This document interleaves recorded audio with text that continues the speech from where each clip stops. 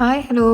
ഞാനും കുറേ ദിവസമായി തിരക്കായി പോയതുകൊണ്ട് പച്ചക്കറി കാര്യങ്ങളൊക്കെ നോക്കാനായിട്ട് വിട്ടുപോയിട്ടുണ്ട്. നനച്ചു കൊടുക്കുന്നുണ്ട്, പക്ഷെ അപ്പോഴത്തേക്കും അതിൻ്റെ ടൈമൊക്കെ കഴിഞ്ഞിട്ടുണ്ട്. ഇനി പുതിയ തൈകൾ മുളപ്പിച്ചിട്ട് നമുക്ക് അവിടെയൊക്കെ നട്ടു കൊടുക്കണം. അപ്പോൾ അതിന് ആദ്യമായിട്ട് ആ ഭാഗങ്ങളൊക്കെ കുത്തി റെഡിയാക്കി പുല്ലൊക്കെ ഒരു കുഴി കുത്തി അതിനുള്ളിലേക്ക് ഇട്ട് മൂടി വയ്ക്കുകയാണ് കുറച്ച് ദിവസം. അപ്പോൾ ആ സമയം കൊണ്ട് പിന്നെ ഒന്നുകൂടി കുമ്മായൊക്കെ ഇട്ടൊന്ന് റെഡിയാക്കണം. അങ്ങനെ ചീരേൻ്റെ വിത്തൊക്കെ അവിടെ നിന്ന് വീണ് കിട്ടുന്നത് തന്നെ എടുത്തിട്ടാണ് ഞാൻ പാകാറ്. അതുപോലെ വെണ്ടേൻ്റെ വിത്ത് ഇതിന് മുമ്പ് ഞാൻ പാകിയെങ്കിലും അത് മുളച്ച് വന്നിട്ടില്ല. നമ്മൾ ഒരുപാട് പാകുന്ന സമയത്ത് ഏതെങ്കിലും കുറച്ചൊക്കെ വെണ്ടക്ക വിത്ത് മുളച്ച് വരാറുള്ളൂ. അതുകൊണ്ട് തന്നെ മുളപ്പിക്കുന്നത് ഒരിക്കലും നിർത്താൻ പാടില്ല കേട്ടോ. നമ്മൾ ഓരോ ഭാഗത്തായിട്ട് മുളപ്പിച്ചുകൊണ്ടിരിക്കണം. നിങ്ങളിപ്പോൾ കാണുന്ന ഈ വിത്ത് ഞാൻ വയനാട് പൂപ്പിലേക്ക് പോയ സമയത്ത് അവിടുന്ന് വാങ്ങിയിട്ടുള്ളതാണ്.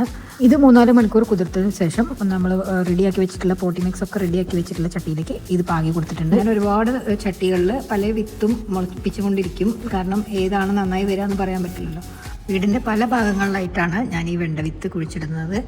അപ്പോൾ ഇപ്പം ഞാനൊരു വലിയ ചട്ടിയിൽ ഒരു ചെടി കുഴിച്ചിട്ടുണ്ട്. ചെറിയൊരു തൈയാണ്. അപ്പോൾ അതിൻ്റെ വലിയൊരു ചട്ടി ആയതുകൊണ്ട് അതിൻ്റെ സൈഡിലൊക്കെ ഒരുപാട് സ്പേസ് ഉള്ളതുകൊണ്ട് ഇതിൻ്റെ 3 ഭാഗത്തും ഞാൻ ഓരോ തൈ വെച്ച് കൊടുക്കുകയാണ്.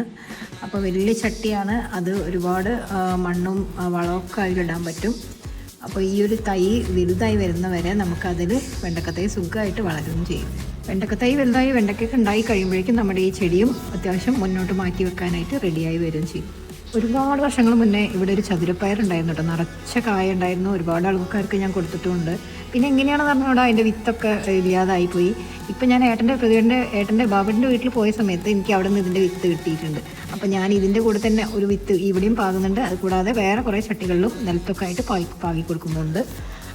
ഈ പയർ മുറിച്ച് നമ്മൾ ഉപ്പേരി വെക്കുന്ന സമയത്ത് നല്ല സ്റ്റാർ പോലെ നല്ല ഗ്രീൻ കളറായി നിൽക്കും. അങ്ങനെ വീട്ടിൽ തന്നെ ഉണ്ടാകുന്ന പലവിധം പയറുകളും ചീരകളും ഒക്കെ ഉണ്ടെങ്കിൽ നമുക്ക് ഒരു നേരം ഉപ്പേരി വയ്ക്കാനായിട്ട് വാങ്ങേണ്ട ആവശ്യമില്ല. ഈ കാണുന്നതാണ് ചീരച്ചേമ്പ്. ഞാൻ ഉഷേച്ചിൻ്റെ വീട്ടിൽ പോയ സമയത്ത് എനിക്കൊരു 2 തൈ തന്നതാണ്. അപ്പോൾ ഇത് ഇപ്പം നട്ടിട്ടേ ഉള്ളൂ. ഇനി ഇത് വലുതായി വന്നാൽ നമുക്ക് ഇതിൻ്റെ തോരനും ഉണ്ടാക്കാൻ പറ്റും.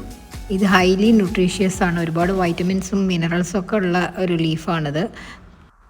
അതുകൂടാതെ കൊണ്ടുവന്നിട്ടുള്ള തൈയാണ് കോളിഫ്ലവറിൻ്റെ ഉഷേച്ചിൻ്റെ വീട്ടിൽ നിന്ന് തന്നെ.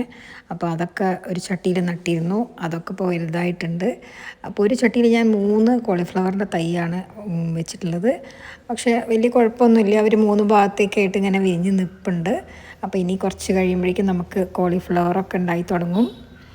അപ്പോൾ ഇതൊക്കെയാണ് ഈ ഇന്നത്തെ വിശേഷങ്ങൾ.